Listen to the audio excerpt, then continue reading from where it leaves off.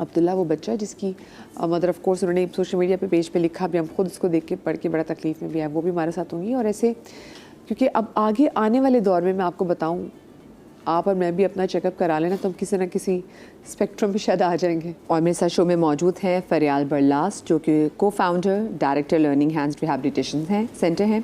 साथ में मेरे साथ मौजूद हैं डॉक्टर ताहिरा अनस जो कि साइकेट्रिस्ट हैं, और अब्दुल्ला जिसकी मैंने बात की इस प्यारे शहजादे की मदर भी हैं। मेरे साथ मौजूद हैं मिसेस रिजवाना अब्बास जो कि खदीजा की मदर हैं और जो student of VV the bear school हैं। और साथ में मेरे साथ भी मौजूद हैं रिजवानुल इस्लाम साहब जो कि इनका बेटा भी वो सेम हम जिन बच्चों की बात कर रहे हैं तो वो बच्चा हमारा न्यूरो डाइवर्जेंट बेटा है। सर मैं आप सबको अपने शो में खुशामदीद कहती हूँ। और सबसे पहले तो मैं डॉक्टर ताहिरा पहले ज़रा मैं इस वाक़े के हवाले से भी जानना चाहूँगी कि एग्जैक्टली वाक़या हुआ क्या था। अच्छा देखिए, हम लोग जब नॉर्मली न्यूरो डाइवर्जेंट माइंड की बात कर रहे हैं तो होता है कि उनको फ्लैशी चीज़ें, कलरफुल चीज़ें अच्छी लग रही होती हैं और ये उनका सॉर्ट ऑफ इफेक्शन एक्सप्रेस करने का तरीका होता है कि वो आपको टच करते हैं। They won't harm you, in few cases they are aggressive but not every autistic child is aggressive. So मेरा बेटा जो है वो एग्रेसिव नहीं है, तो वो उस बच्चे को टच कर रहा था, उसके गॉगल्स को, but still I do respect this thing, प्यार लेते हैं एग्जैक्टली कि अगर सामने वाला अनकंफर्टेबल हो रहा है तो उसको वो चीज़ नहीं करनी चाहिए। This is what I agree and I understand, but again he has his own limitation, so I was trying to stop him. और ऐसा भी नहीं था, बिकॉज जितने भी पेरेंट्स जो न्यूरो डाइवर्जेंट हैं they can relate with it कि हम कभी भी लेट बैक होके बैठते नहीं हैं। We are always on our toes, मतलब when we are around our children तो हम लोग बिल्कुल जो है ना वो अलर्ट होते हैं। So I was alert and I was trying to tell him कि मेरे बेटे के साथ ये सेंसरी नीड है and still I am trying to stop him. But उन साहब ने बहुत ज़्यादा चीखना चिल्लाना शुरू कर दिया and I was trying to tell him कि ये ऑटिस्टिक है, बट वही बात है कि वो चीज़ और ज़्यादा रिटेलिएट करेगी क्योंकि उन्होंने कहा कि जी अगर पागल है तो घर पे रखो। और ये चीज़ तो समझ से बाहर है ना कि हाँ फ़ौरन हम एक लेबल लगा देते हैं। एग्जैक्टली और ये मैं ऐसी जगह की बात कर रही हूँ जहाँ पे एक्सपेक्ट करते हैं कि कंपैरेटिवली एक अच्छे सोशो इकोनॉमिकल बैकग्राउंड के लोग आ रहे हैं जिनके पास एक बेसिक एजुकेशन भी होगी। ऐसा भी नहीं है कि आप कह रहे हैं कि जी बिल्कुल ही शऊर ही नहीं है, तालीम ही नहीं है, तो उनके पास थी। देन उनकी वाइफ आई, I try talking to her, मैंने उनसे कहा कि since you are a mother तो मुझे लगता है कि ख़वातीन कंपैरेटिवली ज़्यादा सेंसिटिव होती हैं। मैंने भी बात ही शुरू की तो उन्होंने कहा जी आप वुमेन कार्ड प्ले ना करें and it was one odd day. Oh my God कि मैं थोड़ा सा खुद वो क्या कहते हैं ना, आप थोड़ा कभी कभार आप अपने मूड में नहीं होते या आप ज़्यादा टेंस होते हैं, तो आई स्टेप बैक एंड मैंने फिर अब्दुल्ला को लेके, बेटी को मैंने वहीं छोड़ा पूल में और बेटे को लेकर मैं आ गई। अच्छा उसको पूल से निकाल के लाना वाज अनदर चैलेंज बिकॉज एक पैटर्न होता है, आपने कितनी देर स्विम करना है, तो उसका तो वो पूरा नहीं हुआ था, but I had to do it क्योंकि मसला हमारे यहाँ ये है कि अगर आप किसी को बताने जाते हैं, लाइक हम जब भी फिजिकल डिसेबिलिटी की बात करते हैं, ऑल्दो हम उसके लिए भी कोई बहुत ज़्यादा सेंसिटाइज माशरा नहीं है, but still we have acceptance.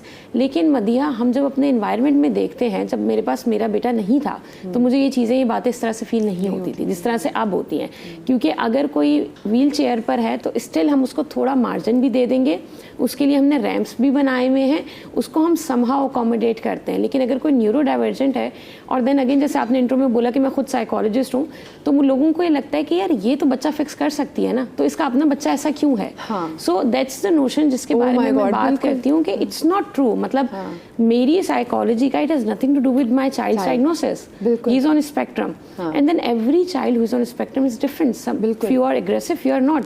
हर बच्चा एलॉन मस्क नहीं है, हर बच्चा रिजवान के बेटे की तरह यूनिवर्सिटी तक नहीं जा सकता। So every child who is on spectrum is different, हर बच्चा, हर पेरेंट्स का एक्सपीरियंस बिल्कुल डिफरेंट। मुझे आप एक बात बताएं डॉक्टर ताहिरा, मेरे तो डायग्नोसिस हमारे अपने नहीं हुए ना, हमारे तो ऐसे बहुत सारे ऐसे लोग हम अपने आसपास भी देखते हैं कि मुझे लगता है अगर उनका भी कराएं तो वो ADHD वो भी निकल आएंगे, वो भी किसी ना किसी स्पेक्ट्रम पे हो सकता है। मुझे भी लगता है कि मैं स्पेक्ट्रम पे हाँ। हम कहते हैं कि जी पहले डायग्नोसिस कम थे, अब बढ़ रहा है मोबाइल की वजह से, विच इज़ नॉट ट्रू। अब इसलिए बढ़ रहा है कि अब लोगों में शऊर आ रहा है। अगर मुझे लगा कि मेरे बेटे के अंदर सिम्टम्स है तो मैंने असेसमेंट करवाने में, उस पर बात करने में झिझक महसूस नहीं की। लेकिन अगर मैं 20 साल पहले देखूँ, 25 साल पहले देखूँ, हमारे पड़ोस में एक बच्चा था जो डाउन सिंड्रोम था, एक ऑटिस्टिक था, उन सबको क्या कहते थे, अल्लाह लोग हैं। उसको सारा दिन आपने एक कमरे में बंद कर दिया, छत पे रख दिया, ना उसने पढ़ाई की ना उसने शादी की। सो आपने उन चीज़ों को यूं मॉडिफाई किया हुआ था ना, अब लोग एक्सेप्ट कर लेते हैं कि वो जो आपने बात की ना कि छत पे रख देते हैं। ओह माय गॉड, मतलब आप देखिए उस बच्चे को आप आइसोलेशन में आपने डाल दिया। एंड मदिया अगर आप रिफ्लेक्ट बैक करें ना तो हम सब ने अपने मोहल्लों में, अपने ख़ानदान में कोई एक आधा बंदा ऐसा देखा है जो डायग्नोस नहीं था और उसको इसी तरह के कोई नाम दिए हुए थे, किसी ने दरवेश बोल दिया, किसी ने अल्लाह लोग बोल दिया, किसी ने कहा कि जी ये किसी मन्नत का नतीजा था, तो बस इसको दुनिया से लगाव ही नहीं है, which is not true. Human nature है ना। और हर बच्चे की जब हम बात करें, एक ही पेरेंट्स के अगर 2 से 3 बच्चे हैं, आप ये बात करती ना, मैं अभी रिसेंटली अब्दुल्ला को ही चोट लगी, तो हमें जिस दिन ये वाकया उस अगले दिन उनको चोट भी लगी। तो हम हॉस्पिटल गए और वहाँ पे डॉक्टर ने मुझसे पूछा कि आपके कितने बच्चे हैं। अच्छा, चोट उसके पैर में लगी थी, which was not even relevant. तो उन्होंने कहा आपके कितने बच्चे हैं, मैंने कहा 2 बच्चे हैं, तो दूसरी मेरी बेटी भी छोटी है। तो ये सेड कि वो ठीक है। तो आपको ये लगता है कि जो ऑटिज्म पर है वो खराबी है। अब मैं अगर बोलूँ कि जी वो ठीक है, तो मैं बोलूँ कि ये ख़राब है, और अगर मैं बोलूँ कि जी वो ठीक नहीं है, तो हमारे यहाँ इवन जो लोग इस मेडिकल के प्रोफेशन में हैं, जो एजुकेशन के प्रोफेशन में, they are not even well trained. अच्छा, यहाँ तो हमारे साथ मसला ये भी है ना कि फिर यार अगर बच्चा किसी स्पेक्ट्रम पे फॉल करता है तो हम समझते हैं कि ये माँ का कसूर है। माँ ड्यूरिंग प्रेगनेंसी फ़ोन पे थी, माँ एक्टिव नहीं थी, मतलब माँ का तो इससे कोई नहीं। या फिर उनको लग रहा होता है कि अच्छा चलो बच्चा क्योंकि स्पेक्ट्रम पे चला है, क्योंकि माँ बच्चे को टाइम नहीं दे सकी। हमारे यहाँ बड़ा आसान होता है वैसे भी माँ को हर चीज़ के लिए ब्लेम कर देना। और मैं क्या बोलूँ, मैं अल्लाह पाक से दुआ करती हूँ अल्लाह पाक थोड़ा सा लोगों को सेंसिटिव बनाए, लोगों को एम्पैथ बनाए। वो कितने आराम से, एक तो माँ से ज़्यादा तकलीफ किसी को नहीं होगी, बच्चा किसी भी स्पेक्ट्रम पे, या बच्चा उनको ज़रा सा बाकी बच्चों से थोड़ा सा पीछे लगे। अभी कुछ दिनों पहले की एक वीडियो है जो डॉक्टर ताहिरा, क्योंकि इनका एक प्लेटफॉर्म है जो कि पब्लिक है, तो हम देखते हैं एक गायनाकोलॉजिस्ट हैं जिन्होंने कहा हुआ था कि ये माँ का कसूर होता है क्योंकि जब वो मोबाइल ज़्यादा यूज़ कर रही होती है, मोबाइल ज़्यादा इस्तेमाल कर रही होती है। तो वो कंसर्निंग पॉइंट इसलिए था कि अगर कोई सीनियर डॉक्टर एक सोशल मीडिया प्लेटफॉर्म पे इस तरह की बात करें तो वो पेरेंट जो कि एजुकेटेड नहीं है वो इस चीज़ को किस तरह अडॉप्ट करेंगे। तो उसी को, क्योंकि वो बिलीव करना चाहते हैं। 100%। तो जब पहले फ़ोन नहीं होता था तब बच्चे जो ऑटिस्टिक थे, क्योंकि वही वाली बात है ना कि ये तो अब हमें भी शऊर ज़्यादा आ गया और हमने आसपास केसेस बहुत देखते हैं। और मैं एक जगह पढ़ भी रही थी कि with the passage of time, क्योंकि अब हमारी आबोहवा में भी इतनी चीज़ें हैं कि आगे जाके जो हमारे हर 10 में से एक इंसान ऑटिस्टिक होगा किसी स्पेक्ट्रम में, तो इसका मतलब है कि आगे जाके रेशियो और बढ़ने वाली है। फिर इसमें माँ बाप का तो कोई कसूर नहीं है।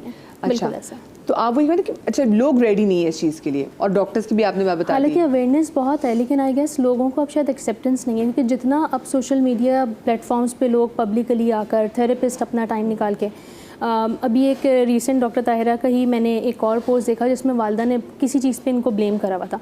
तो जस्ट मैं ये देख रही थी कि एक वालदा जो कि ऑलरेडी जिसका एक इतना टफ रूटीन है, ज़ाहिर है वो अब्दुल्ला को ओवरऑल देख रही हैं, थेरेपी सेंटर्स लेकर जाती हैं, उनकी अपनी एक और बच्ची भी है।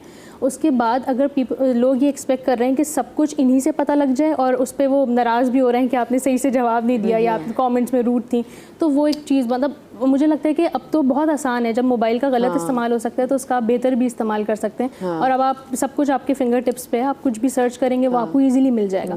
लेकिन वो ज़ाहिर है मदिया, मेरी बेटी जो है वो न्यूरोटिपिकल है, she is smaller than Abdullah. उसका अगर मैं फ़ोन यूसेज देखूँ तो अब्दुल्ला से कहीं ज़्यादा है उस एज में भी, जब अब्दुल्ला उस एज में थे, because he was my first born, तो आई वॉज ऑल इन ना। उसका मोबाइल का इस चीज़ से कोई ताल्लुक नहीं है, बिल्कुल भी। मैं बहुत जिम्मेदारी से बात कर रही हूँ, मोबाइल का बिल्कुल भी कोई ताल्लुक नहीं है। आपको मोबाइल डेफिनेटली बच्चों को कम देना चाहिए, टाइम कम कर दो आपको, ठीक है, हाँ वो होना चाहिए, एग्जैक्टली वो होना चाहिए। हमारा भी बहुत है screen time, it's a healthy lifestyle, लेकिन स्क्रीन टाइम की वजह से ऑटिज्म या ADHD या न्यूरोडाइवर्जेंट कंडीशन नहीं होती है। इस चीज़ को जितना आप डिस्करेज करें, जिस वीडियो का आप बता रही हैं वो गायनाकोलॉजिस्ट की जो थी, उसके नीचे इतनी लोगों ने बताया कि ये वीडियो मेरी सास ने मुझे भेजी, कि देखा हम तो पहले से ही कहते थे, ये वीडियो मेरे शौहर ने मुझे भेजी। तो इस तरह के प्लेटफॉर्म्स है, जैसे आज आपके प्रोग्राम पे हम बात कर रहे हैं, तो कोई भी बात करते हुए आपको बहुत रिस्पॉन्सिबल होना पड़ता है, बिकॉज सुनने वाला, देखने वाला कैसे उसको इम्प्लीमेंट कर रहा है और वो उसकी ज़िंदगी पे कितना नेगेटिव तासुर रखेगी, इस चीज़ को अंडरस्टैंड करना बहुत ज़रूरी है। मैंने ना कल ही, मज़े की बात है, कल मैं एक रील मेरे सामने आई, तो उसमें एक शख्स जो है वो मशवरा दे रहे थे, उन्होंने कहा कि अगर आपका बच्चा ऑटिस्टिक है तो आपको कुछ चीज़ें तो ज़रूर करनी है। अच्छा, मैंने उसने कहा पहली चीज़ बेशरम हो जाए, एक तो बेशरम हो जाए आप, क्योंकि मैं नहीं। दूसरी बात है अपने बच्चे को हर जगह लेके जाएं आप, जस्ट बिकॉज इफ लो people are not ready, that does not mean कि आप इन दिमागी जानवरों की वजह से अपने बच्चों को केव में डाल दें, घरों में कैद कर दें। उन्होंने कहा ये तो आपने हर सूरत में करना ही नहीं है। अगर आपका बच्चा कहीं लाउड हो रहा है, कहीं रो रहा है, चीख रहा है, बी ओके अबाउट इट, ये अपने लिए इसको नॉर्मलाइज कर दें। मुझे उनकी उस बंदे की बातें, मैंने कहा ये कितनी अच्छी बातें कर रहे हैं, ये बातें तो हमें स्कूलों में बतानी चाहिए, ये बातें तो हमें उन माओं को भी बतानी चाहिए कि मतलब जो किसी परेशानी से आ रही तो सबसे पहले उनको बाहर ही 3 बोर्ड पे पॉइंट लिखे होने चाहिए। क्या बच्चे के साथ कोई मसला है, बेशर्म हो जाए, कोई मसला ही नहीं है, बच्चे को घर में नहीं रखना। हम सबसे बड़ी गलती यही करते हैं कि हम अपने बच्चों को छुपाने लग जाते हैं, क्योंकि हमें होता है कि लोग हमारे बच्चों के बारे में बातें करेंगे, और लोग, आई एम सॉरी, रुथलेस, सफाक और जालिम है। मैं बहुत से लोगों की अक्सर उस पर देख रही थी ना, बच्चे की पिक्चर आपने वैसे इंस्टा पे लगा दी तो लोग नीचे कोई ना कैसी बात कर देंगे। लोगों के अंदर शर्म नहीं है, तो जब लोगों में शर्म नहीं है तो आप शर्म क्यों खाएं, बेशर्म हो जाएं। आपको लगता है कि हम अभी रेडी हो रहे हैं ऐसे लोगों बच्चों के लिए, या हम कैसे इम्पैक्ट बन सकते हैं? देखें, इस वक्त जो सोसाइटी में हालात हैं वो यही है, जैसे जैसे फरियाल ने कहा कि अवेयरनेस है, एक्सेप्टेंस नहीं है। तो ये दोनों अलग अलग चीज़ें हैं। अच्छा, जानना तो बहुत आराम से जाना जा सकता है, लोग जानने के लिए तो आपके पास बहुत प्लेटफॉर्म्स हैं, बट मानना और फिर मानने के बाद उसके ऊपर आपको अमल करना और अपनी सोच को उसके मुताबिक बनाना, फिर जैसा कि करना चाहिए वैसा करना। बाज़ औक़ात हमें ये लग रहा होता है कि नहीं, हमें ठीक है समझना चाहिए, सिंपैथी तो करते हैं, एम्पैथी की तरफ आते आते नहीं, लोग तो नहीं मानते, लोग क्या कहेंगे। ये जो एक लाइन है ना, जिसकी वजह से बहुत सारे मसाइल हैं, और जिसमें बच्चे एक जो नॉर्मल बच्चे, उसके पेरेंट्स अपने बच्चे को किसी दूसरे ऐसे बच्चे के साथ फ्रेंडशिप करना, उसके साथ उठना बैठना, उसकी इजाज़त भी देते हुए घबराते हैं कि नहीं हमारा बच्चा ख़राब हो जाएगा। ऐसा नहीं है, आपका बच्चा ख़राब नहीं होगा, वो बच्चा सही होने की कोशिश करने लगेगा इसको देखकर। कितनी आपने अच्छी बात की, मैं इसको आगे कंटिन्यू भी करूँगी। पिछले दिनों के इत्तेफाक हुआ कि एक गुड डॉक्टर एक सीरीज़ है जिसमें एक डॉक्टर जो है वो ऑटिस्टिक डॉक्टर होता है। तो मैंने किसी से पूछा कि तुमने वो सीज़न देखा हुआ है? उससे कहा नहीं, मैं एक्सपेक्ट करी थी, मुझे डर था मेरा बच्चा ऑटिस्टिक ना हो जाए। तो मैंने कहा ओके, कितनी मिसपरसेप्शन हमारे सवाल से। और सर, आपका बेटा तो माशाल्लाह से यूनिवर्सिटी भी जाते हैं, सर आपसे भी बात भी करेंगे, लेकिन छोटी सी ब्रेक के बाद कहीं में जाइएगा।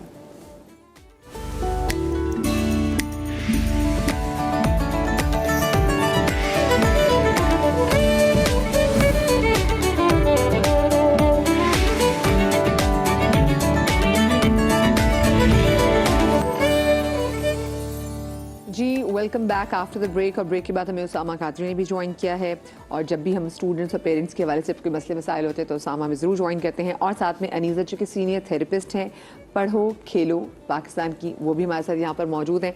अच्छा, मिसेस रिजवाना की बेटी खतीजा जो है वो वीवी द बेयर स्कूल में पढ़ती, तो ज़रा मैं वीवी द बेयर स्कूल के वाले से भी जान लूँ कि ये स्कूल के वाले से बताया उसामा, ये क्या कॉन्सेप्ट है? बेसिकली ये स्कूल जो वीवी द बेयर स्कूल है, basically it's an inclusive school, ठीक है।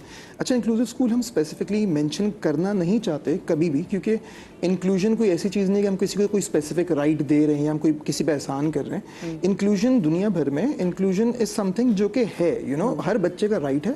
और अगर हम किसी को इंक्लूड कर रहे हैं तो यहाँ पे तो एक तरह से हम किसी पे एहसान कर रहे हैं कि जी हम स्पेशल बच्चों को अपने पास ले रहे हैं, हम नॉन टिपिकल बच्चों को अपने पास ले रहे हैं, लेकिन बज़ाहिर तौर पे मतलब हम उस चीज़ को उस तरह से बोलना नहीं चाहते। वीवी द बेयर स्कूल एक कंप्लीटली डिफरेंट फिलॉसफी है, वर्ल्ड से इंस्पायर्ड है। इसमें नेचर बेस्ड लर्निंग होती है, बच्चे हैंड्स ऑन तरीके से लर्न कर रहे होते हैं, और जो लर्निंग है उसको हम प्ले के थ्रू लेके चल रहे होते हैं। तो उसमें चाहे बच्चा टिपिकल हो, चाहे नॉन टिपिकल हो, चाहे टिपिकल बच्चा होने के साथ साथ उसकी अपनी डिफरेंट तरह की एबिलिटीज़ हों। कोई बच्चा आर्ट में शायद अच्छा हो, कोई बच्चा शायद साइंस में अच्छा हो, तो वो हर तरह की एबिलिटीज़ को देखते हुए बच्चों के हिसाब से एक्टिविटीज़ डिज़ाइन की जाती हैं। बच्चों का बॉन्ड विद द टीम बहुत इंपॉर्टेंट होता है, यानी कि स्कूल की जो टीम है, क्योंकि जब तक उस चीज़ के अंदर अपने आप को फ्रीडम फील नहीं करता, बच्चे की लर्निंग नर्चर नहीं होती, और बच्चा उस तरह से ग्रो नहीं कर पाता। तो ये बेसिक सा कॉन्सेप्ट है जो हम लेके चल रहे होते हैं, और बच्चे अल्हम्दुलिल्लाह वहाँ पे जो आते हैं दे आर हैप्पी, खुश होते हैं, घर नहीं जाना चाहते, एंड वो सीख रहे होते हैं अपने हिसाब से। सो ये एक छोटा सा कॉन्सेप्ट जो हम लेकर आए थे, एंड दैट्स गोइंग। और क्या इसमें एज ब्रैकेट क्या है बच्चों की जो आते हैं इसमें? ये प्ले ग्रुप से ग्रेड 5 तक था। प्ले ग्रुप से ग्रेड 5, ठीक है। अच्छा, मुझे वैसे इससे पहले कि मैं आगे सर के पास, रिजवान साहब के पास